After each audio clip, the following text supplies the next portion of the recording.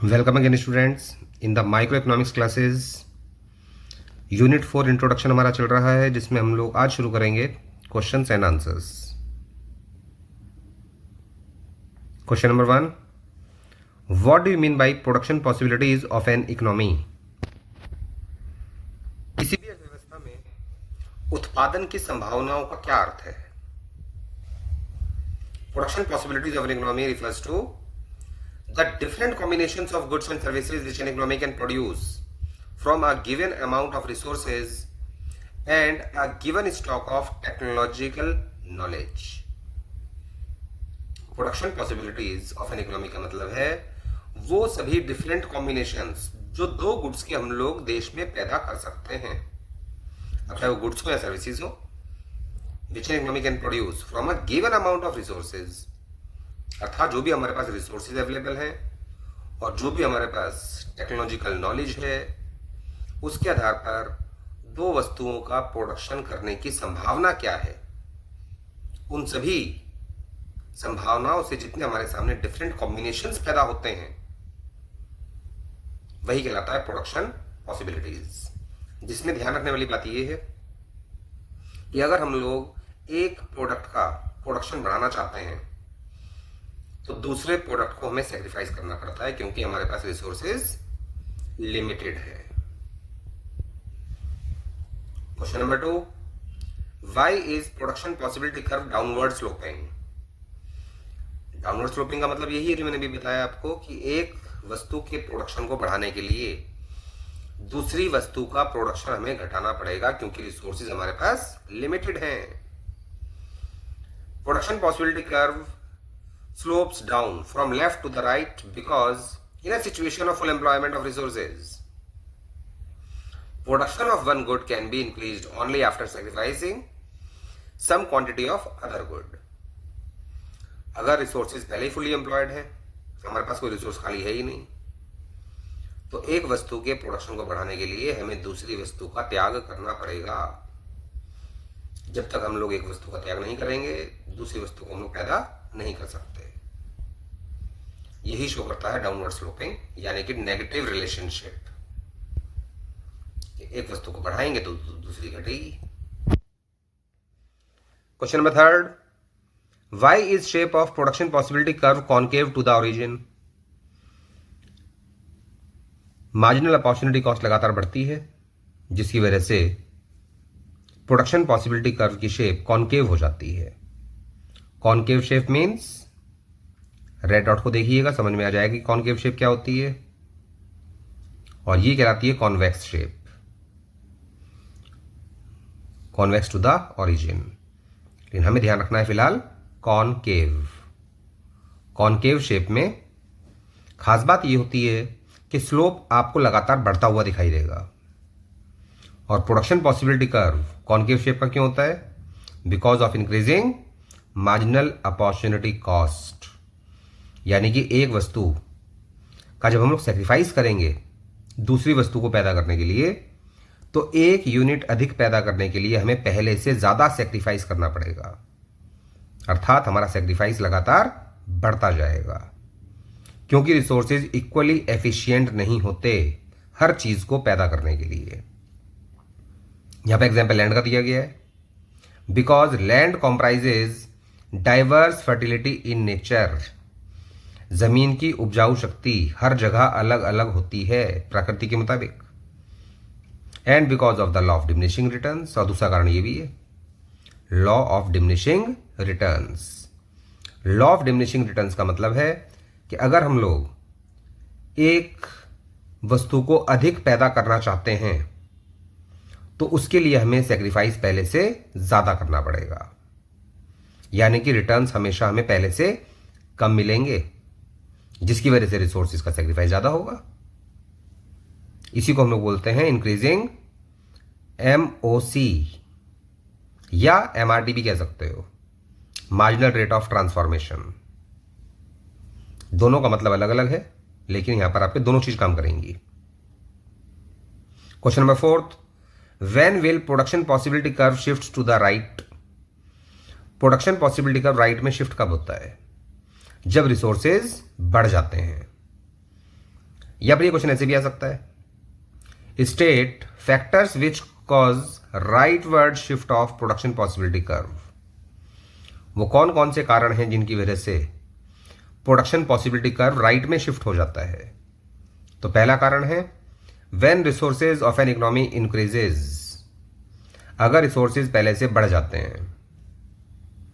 या फिर point number 2, when there is improvement in technology, क्योंकि प्रोडक्शन पॉसिबिलिटी कर्व में हम लोग ये एज्यूम कर लेते हैं कि टेक्नोलॉजी कांस्टेंट है, इसलिए उत्पादन की जो संभावनाएं हैं वो चेंज नहीं होंगी। लेकिन अगर टेक्नोलॉजी को इंप्रूव कर दिया जाए तो प्रोडक्शन की पॉसिबिलिटीज बढ़ जाती हैं, जिसकी वजह से कर्व राइटवर्ड शिफ्ट हो जाता है। Next question number 5, when will production possibility curve shift to the left. इसमें उल्टा होगा, व्हेन रिसोर्सेज डिक्रीजेज, अगर रिसोर्सेज घट जाते हैं इकोनॉमी के अंदर, जैसे कि प्राकृतिक आपदा आने के कारण देश में रिसोर्सेज घट जाते हैं, कम हो जाते हैं। और दूसरा कारण है व्हेन टेक्नोलॉजी बिकम्स ऑब्सोलीट, अर्थात हमारी टेक्नोलॉजी इंप्रूव नहीं हुई बल्कि हमारी टेक्नोलॉजी तो आउट ऑफ डेट हो गई, पुरानी हो गई, जिसकी वजह से उत्पादन की संभावना यानी कि प्रोडक्शन पॉसिबिलिटी कम हो जाती है। Question number 6, when will production possibility curve be a straight line curve.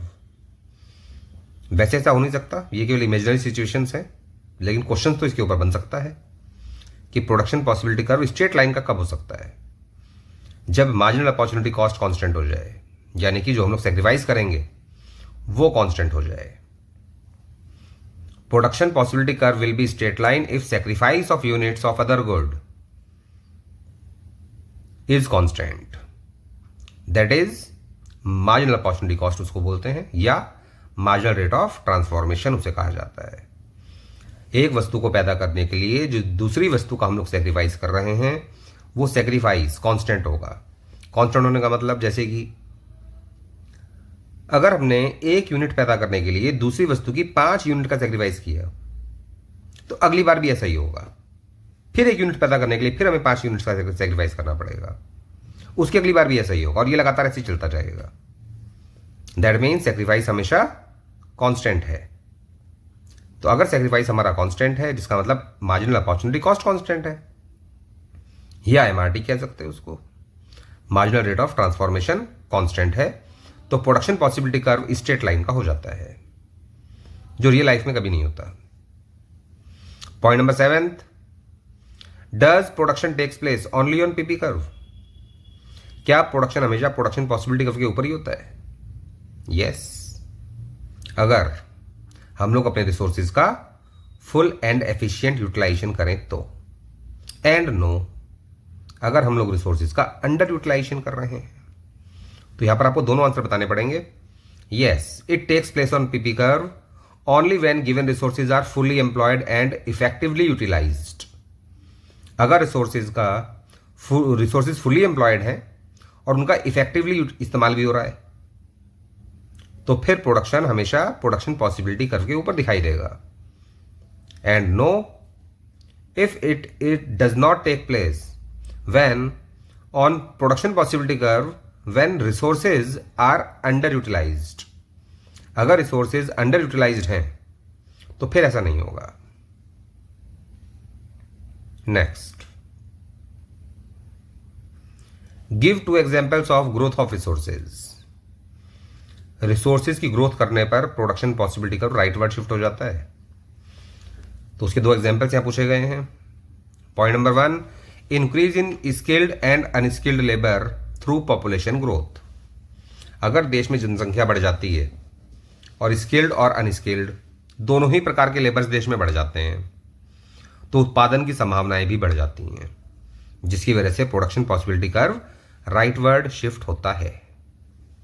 और दूसरा एग्जाम्पल है ग्रोथ ऑफ रिसोर्सेज का, development of new technique of production, यानी कि नई टेक्नोलॉजी की खोज कर ली गई है, नई टेक्नोलॉजी को विकसित कर लिया गया है, और उसकी वजह से भी production possibility curve rightward shift होगा।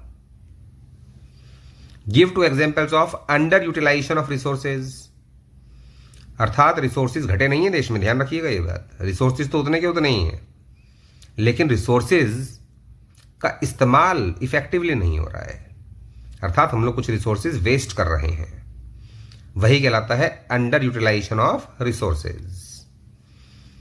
अनएम्प्लॉयमेंट ऑफ लेबर, तो यहां पर ध्यान रखने वाली बात यह है कि देश की जनसंख्या कम नहीं हुई है, जनसंख्या तो उतनी की उतनी ही है, लेकिन अब देश में कुछ लोग ऐसे हैं जो बेरोजगार हैं।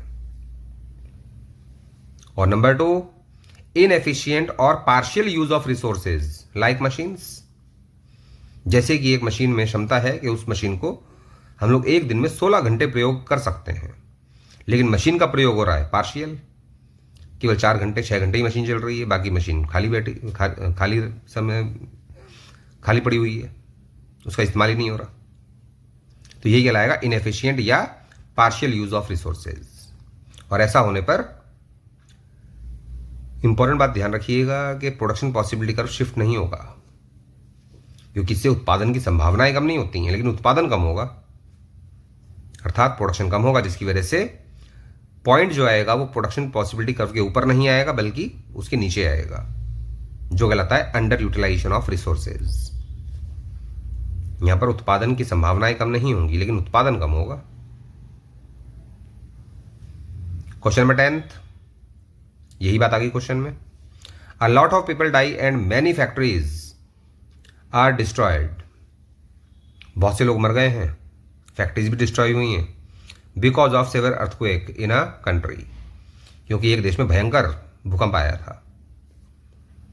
How will it effect the countries PPC, क्योंकि यहां पर रिसोर्सेज देश के घट जाएंगे तो production possibility curve leftward shift होगा।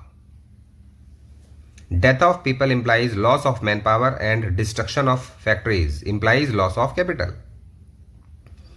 जब देश के लोग भी मरेंगे अर्थात मैन पावर घट जाएगी और फैक्ट्रीज भी डिस्ट्रॉय हो गई हैं काफी सारी, यानी कि हमारे देश की पूंजी घट गई, अर्थात हमारी कैपिटल का लॉस हुआ। Thus, the country's stock of resources, which should cause a backward या कह सकते हो leftward shift in PPC, तो प्रोडक्शन पॉसिबिलिटी कर्व पीछे की तरफ हटेगा, यानी कि लेफ्टवर्ड, उल्टे हाथ की तरफ। Production possibility curve will shift to the left due to fall in volume of resources, क्योंकि रिसोर्सेज हमारे पास पहले से घट गए हैं, जिसकी वजह से production possibility curve leftward shift हो जाता है। Question number 11, explain the problem of what to produce with the help of a production possibility curve. Society has many options to produce different combinations of two goods to produce in an economy. एक समाज में बहुत सारे different combinations होते हैं दो goods के, जिनको पैदा किया जा सकता है अर्थव्यवस्था में। Production possibility curve offers various options to society in the form of different combinations of two goods, और प्रोडक्शन पॉसिबिलिटी कर्व के द्वारा हमें डिफरेंट ऑप्शंस मिल जाते हैं कि किस किस तरीके से हम लोग दो गुड्स का प्रोडक्शन कर सकते हैं, to choose from according to its needs and thus help solve the problem of what to produce। और जब हमें डिफरेंट कॉम्बिनेशन दिखाई देंगे कि दो गुड्स को अलग अलग किस किस प्रकार से डिफरेंट कॉम्बिनेशंस में पैदा किया जा सकता है, तो अपनी ज़रूरतों के हिसाब से हम लोग डिसाइड कर सकते हैं कि हमें किस चीज़ का कितना प्रोडक्शन करना चाहिए और क्या प्रोडक्शन करना चाहिए। तो इस प्रकार से production possibility curve what to produce में हमारी हेल्प करता है। Next, explain the problem of how to produce with the help of a production possibility curve। This problem concerns with the problem of technique। how to produce की जो समस्या है वो तकनीक की समस्या है, और तकनीक होती है दो प्रकार की, that is labour intensive technique और capital intensive technique. Labour intensive technique में लेबर का इस्तेमाल ज्यादा होता है और कैपिटल इंटेंसिव टेक्निक में कैपिटल का यूज ज्यादा किया जाता है। Production possibility curve helps to solve this problem, और प्रोडक्शन पॉसिबिलिटी कर्व इस प्रॉब्लम को सॉल्व करने में हमारी हेल्प करता है। फॉर इंस्टेंस, जैसे कि if the technique used in production is obsolete, the economy will operate at some point not on the PP curve but inside it. अगर हमारी कोई टेक्निक ऐसी है जो कि आउट ऑफ डेट हो गई है, तो प्रोडक्शन जो होगा वो प्रोडक्शन पॉसिबिलिटी कर्व के ऊपर नहीं होगा, बल्कि उसके पीछे की तरफ होगा, उसके अंदर होगा production. This will inspire the economy to change the technique. इससे हमें पहले से पता चल जाएगा कि हमारी टेक्निक ऑब्सोलीट हो गई, जिसकी वजह से अब हम लोग अपनी क्षमता के मुताबिक उत्पादन नहीं कर पा रहे, अर्थात जितनी हमारे अंदर क्षमता है, जितनी संभावना है उत्पादन करने की, उतना प्रोडक्शन देश में पैदा नहीं हो रहा है। तो इससे हम लोग इंस्पायर होंगे और टेक्निक को चेंज करेंगे। This will inspire an economy to change the technique so as to produce at some point on production possibility curve itself by making efficient use of its resources. यानी कि जो हमारे resources इनएफिशिएंटली use हो रहे थे क्योंकि technology हमारी पुरानी हो गई थी, तो प्रोडक्शन हमें दिखाई दे रहा था कि वो कम हो रहा है।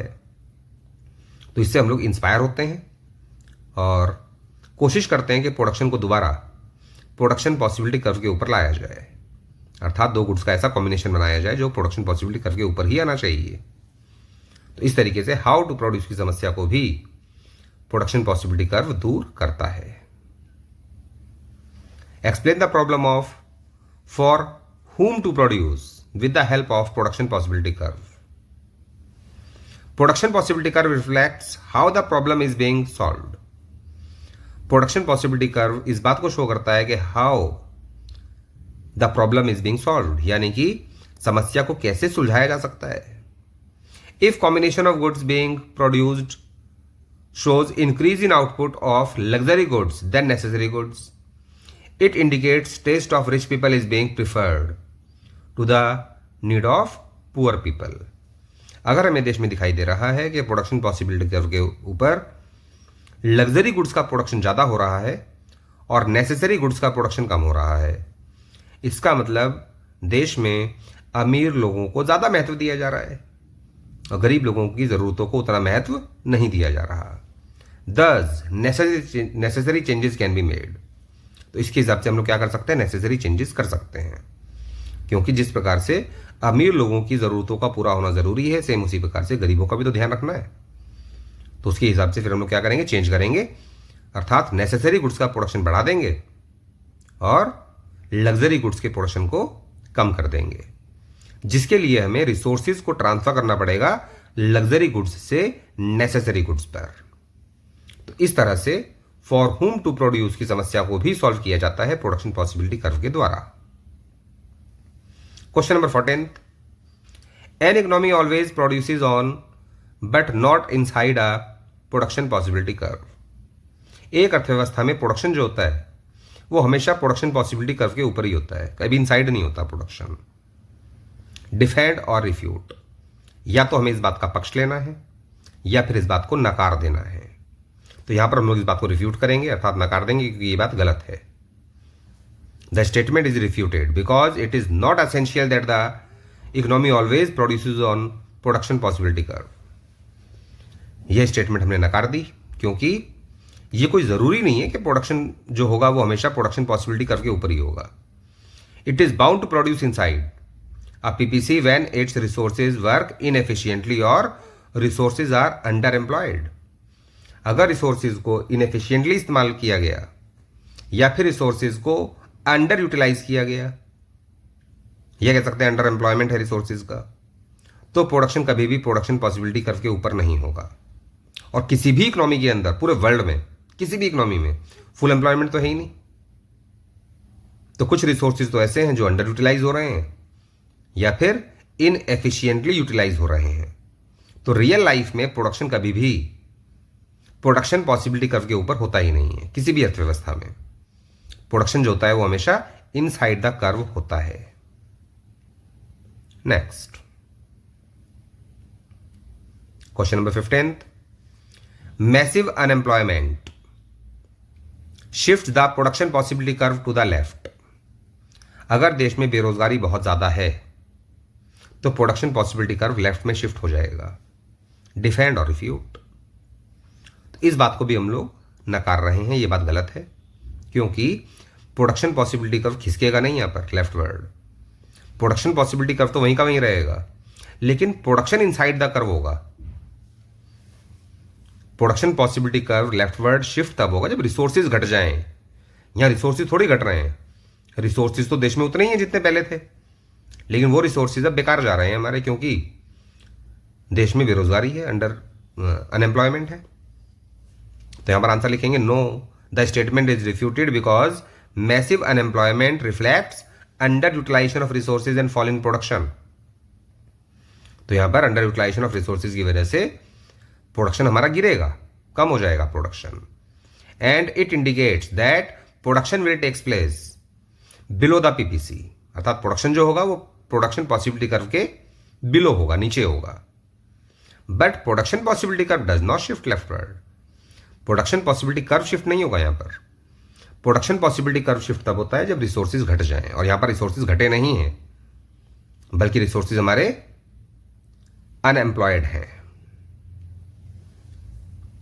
Question number 16, why does technological progress और increase in supply of resources shift production possibility curve to the right. जब हम लोग टेक्नोलॉजिकली प्रोग्रेस करते हैं या फिर हमारे पास रिसोर्सेज पहले से ज्यादा बढ़ जाते हैं, तो प्रोडक्शन पॉसिबिलिटी का राइटवर्ड शिफ्ट क्यों होता है? क्योंकि प्रोडक्शन की संभावना बढ़ जाती है। It happens as a result of work of scientists, engineers and investors over a long period. अगर टेक्नोलॉजिकल प्रोग्रेस हुआ है तो इसका मतलब हमारे देश के जो वैज्ञानिक हैं, जो इंजीनियर्स हैं, जो इन्वेस्टर्स हैं, उन्होंने लंबे समय तक मेहनत की है। Then more of two goods can be produced with the given amount of resources. तो जितने रिसोर्सेज हमारे पास पहले थे, रिसोर्सेज तो अभी भी उतने ही है, लेकिन उन्हीं रिसोर्सेज की सहायता से हम लोग पहले से ज्यादा प्रोडक्शन कर सकते हैं दोनों ही वस्तुओं का, causing shift to of production possibility curve to the right, जिसकी वजह से प्रोडक्शन पॉसिबिलिटी कर्व जो है वो राइट में शिफ्ट हो जाता है। Next, which factor lead to a shift of the production possibility curve. Production possibility curve में शिफ्ट होने के कारण क्या है?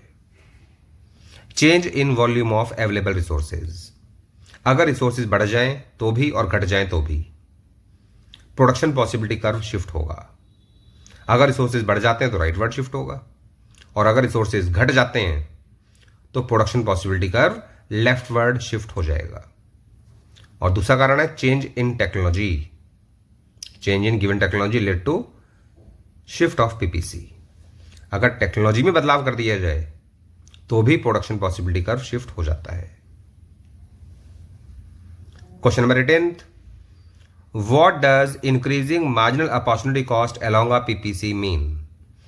मार्जिनल अपॉर्चुनिटी कॉस्ट के बढ़ने का मतलब क्या है? मार्जिनल अपॉर्चुनिटी कॉस्ट बढ़ने का मतलब है कि हमारा सेक्रीफाइस लगातार बढ़ता जा रहा है।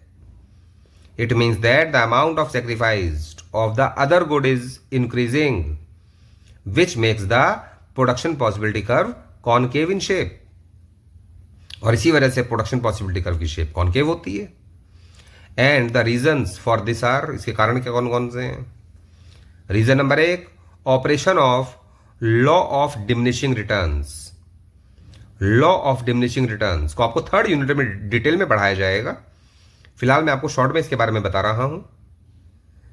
जब हम लोग एक एक करके लेबर को बढ़ाते हैं तो स्टार्टिंग में हमें दिखाई देता है प्रोडक्शन तेजी से बढ़ना शुरू हुआ, उसके बाद प्रोडक्शन बढ़ता है धीरे धीरे, और एक समय ऐसा आता है कि हमारा प्रोडक्शन लगातार घटने लगता है। इसी को बोलते हैं लॉ ऑफ डिमिनिशिंग रिटर्न्स। जब हमारा प्रोडक्शन धीरे धीरे बढ़ेगा या हमारा प्रोडक्शन घटने लगेगा तो यही कहलाता है लॉ ऑफ डिमिनिशिंग रिटर्न्स, कि रिसोर्सेज हम लोग पहले के बराबर ही लगा रहे हैं लेकिन रिटर्न्स अब हमें पहले से कम मिल रहे हैं। तो सेम रिटर्न्स पाने के लिए हमें क्या करना पड़ेगा? पहले से ज्यादा रिसोर्सेज लगाने पड़ेंगे, अर्थात मार्जिनल अपॉर्चुनिटी कॉस्ट इंक्रीज होगी, अर्थात हमें सेक्रीफाइस पहले से ज्यादा करना होगा। और दूसरा पॉइंट यहां पे गिवन है, transferring resources from more productive to less productive uses. जब रिसोर्सेज को एक जगह से दूसरी जगह शिफ्ट किया जाता है तो उनकी प्रोडक्टिविटी घट जाती है, जिसकी वजह से सेम प्रोडक्शन पाने के लिए हमें पहले से ज़्यादा रिसोर्सेज का सेक्रीफाइस करना पड़ता है। यही कारण है कि एमओसी इंक्रीज होता है। That means marginal opportunity cost. Question number 19th, if production possibility curve relates to wheat and rice on the x-axis and y-axis respectively, draw diagram showing change in production possibility curve when resources remain constant and technology improves only for wheat.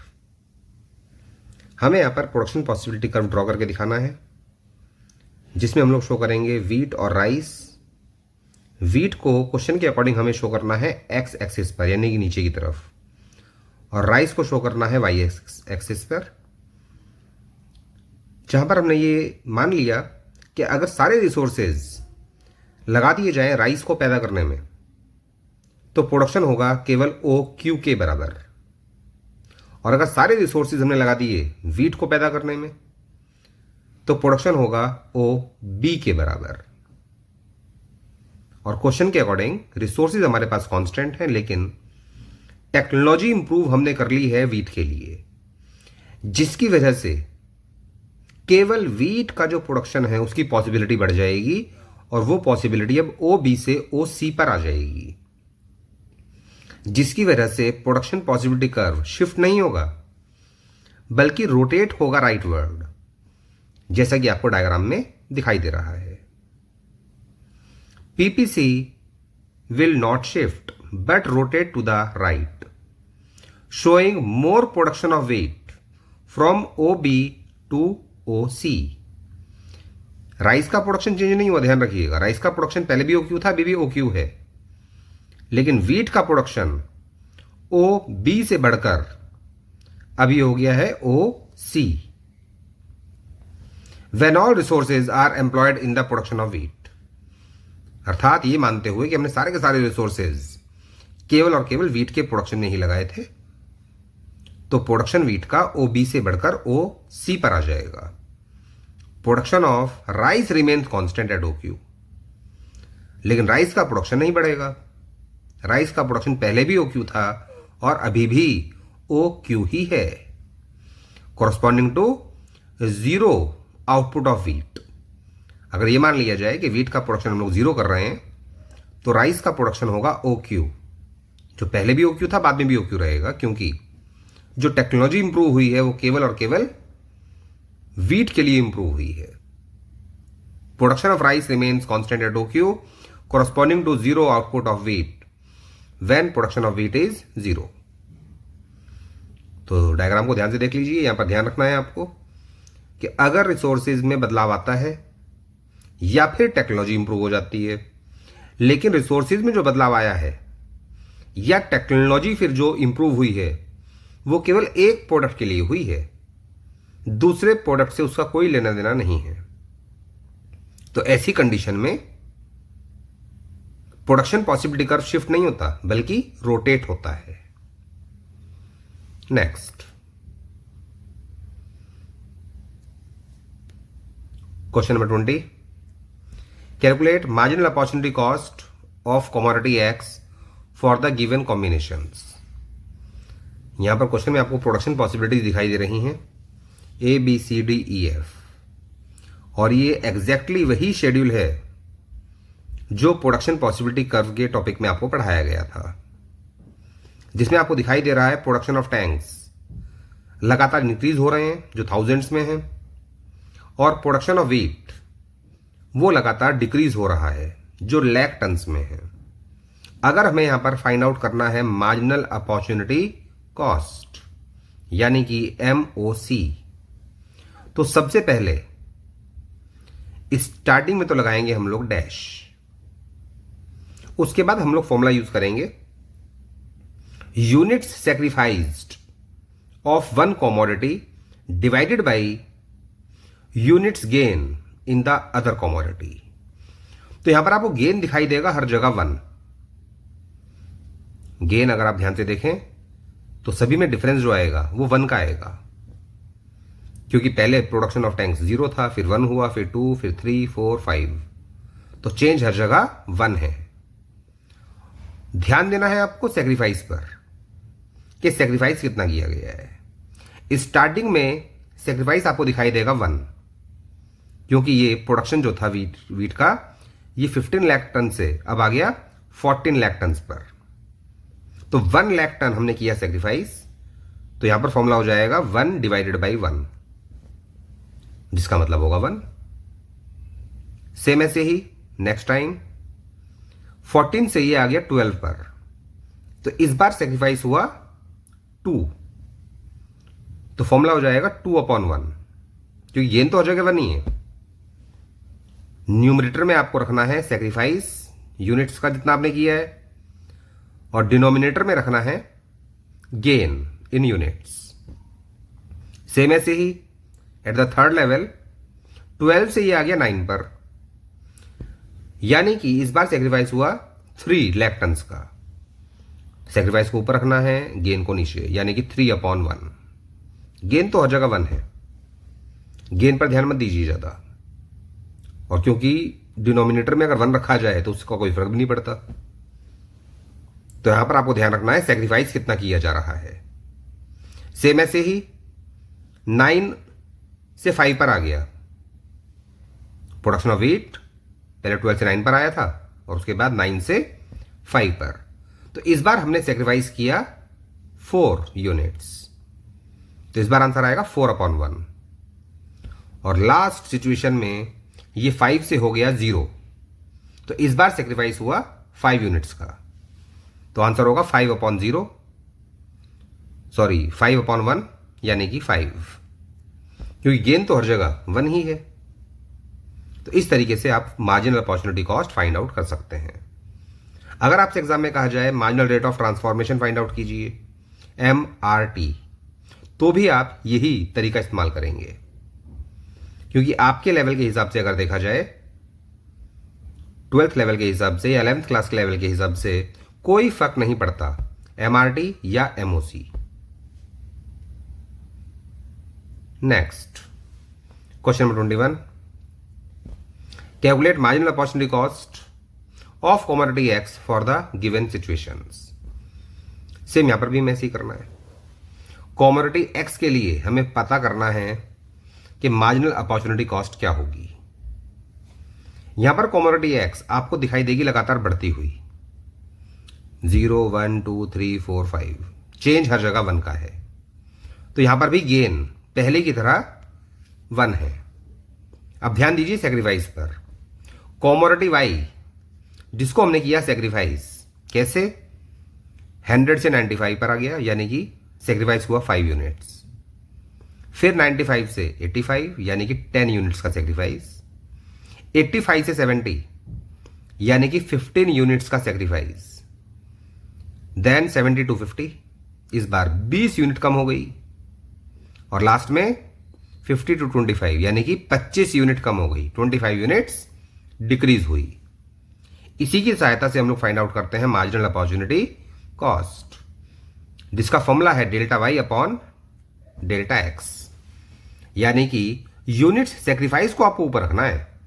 यहां पर x और Y पर ध्यान मत दीजिएगा, बल्कि ध्यान दीजिएगा इस बात पर कि सेक्रीफाइस हमने क्या किया, और सेक्रीफाइस हमने किया है कमोडिटी वाई को। एक्स के प्रोडक्शन को बढ़ाने के लिए यहां पर वाई कमोडिटी का सेक्रीफाइस किया गया, तो डेल्टा वाई यानी कि change in the units of Y को ऊपर रखना है, और delta X that means change in the gain in units of X को नीचे रखना है। स्टार्टिंग में तो डैश लगा देंगे, क्योंकि यहां पर हम लोग चेंज देख नहीं सकते। उसके बाद हम लोग चेंज देख सकते हैं, 100 से 95 पर आ गया, यानी कि सेक्रीफाइस हुआ 5 और गेन हुआ 1, तो इसका आंसर होगा 5/1, यानी कि 5। नेक्स्ट फिर सेक्रीफाइस हुआ 95 से 85 पर आ गया, यानी कि 10 यूनिट्स का हमने किया सेक्रीफाइस, तो इस बार होगा 10/1, क्योंकि गेन तो हर जगह 1 है। नेक्स्ट यहां पर 15 यूनिट्स का सेक्रीफाइस हुआ है, तो आंसर आएगा 15/1। फिर 20 यूनिट का सेक्रीफाइस किया गया है तो आंसर आएगा 20/1 और लास्ट में 25/1। इस तरह से आप फाइंड आउट कर सकते हैं मार्जिनल अपॉर्चुनिटी कॉस्ट और यहां पर हो जाता है आपका चैप्टर फिनिश। Thank you.